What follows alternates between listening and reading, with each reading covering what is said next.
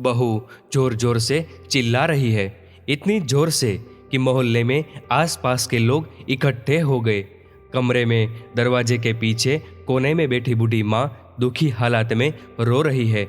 बहू की चीखें सुनकर मुंह से एक शब्द भी नहीं निकल रहा। बात कुछ यूं है कि कमरे में टेबल के पास रखी बहू की सोने की अंगूठी कहीं गुम है। बहू बार बार चीखे जा रही है और अपने पति राहुल से कहती है, राहुल, ये तुम्हारी माँ ही यहाँ पर बैठी हुई थी, मुझे यकीन है अंगूठी इन्होंने ही ली होगी। बेचारी माँ कुछ बोल नहीं रही, लेकिन मन ही मन सोच रही थी कि बहू ने तो समाज में इज्जत की धज्जियां उड़ा दी।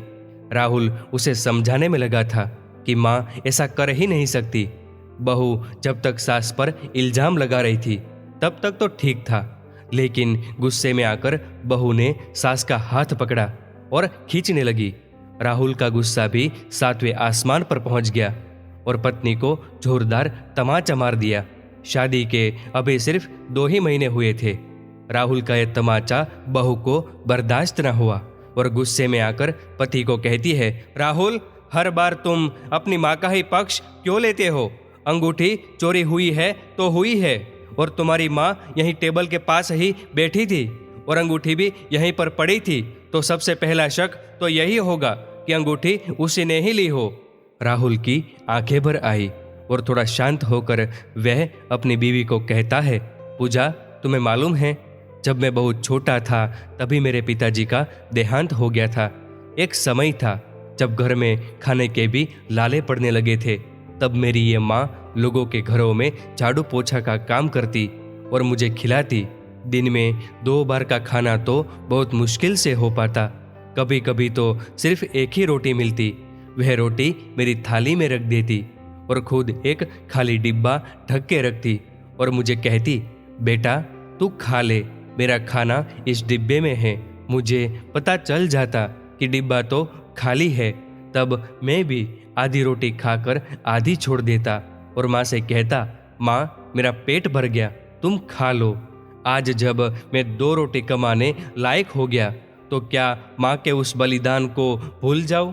कैसे भूल सकता हूँ उस माँ के संघर्ष को, जिसने अपने बेटे को आगे बढ़ाने के लिए दिन रात मेहनत की हो। तुम तो सिर्फ 2 महीने से मेरे साथ आई हो और तुम्हें तो मैंने किसी बात की कमी नहीं रहने दी, लेकिन मेरी ये माँ 25-25 सालों से मेरे लिए संघर्ष कर रही है। पूरा जीवन उसने अपने बेटे के लिए समर्पित कर दिया और आज उम्र के इस पड़ाव पर तुम्हारी एक बेकार की अंगूठी के लिए उसके मन में लालच होगा। आज अगर तुम्हारे कहने पर मैं माँ के ऊपर शक करूँ तो भगवान मुझे नर्क में भी कभी जगह ना दे।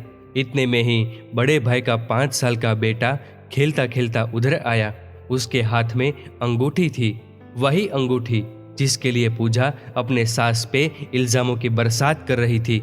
देखकर बहू को बहुत पछतावा हुआ। सास के पैरों में गिरकर माफी मांगती है, साथ ही साथ राहुल को भी वचन देती है कि आज के बाद वह कभी भी माँ के ऊपर ऐसा शक नहीं करेगी। दोस्तों, माँ बाप तो भगवान का रूप होते हैं। धिक्कार है ऐसे लोगों पर जो अपने माँ बाप का सहारा नहीं बन सकते। माँ बाप की पूजा तो भगवान की पूजा से भी सर्वोत्तम है। माँ बाप अपने बच्चों के भविष्य के लिए क्या क्या नहीं करते, अपने बच्चों के सपनों के लिए दिन रात मेहनत करते हैं। बदले में उन्हें क्या चाहिए? 3 टाइम का खाना और अपने बेटों का प्यार।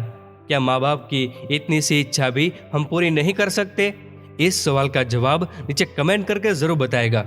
और अगर आपको ये वीडियो अच्छा लगा हो तो इस वीडियो को लाइक करिएगा, शेयर करिएगा ज़्यादा से ज़्यादा लोगों तक, और ऐसे ही और भी इंस्पिरेशनल वीडियोस के लिए सब्सक्राइब करें हमारे यूट्यूब चैनल को और फेसबुक पर फॉलो करें हमारे पेज को।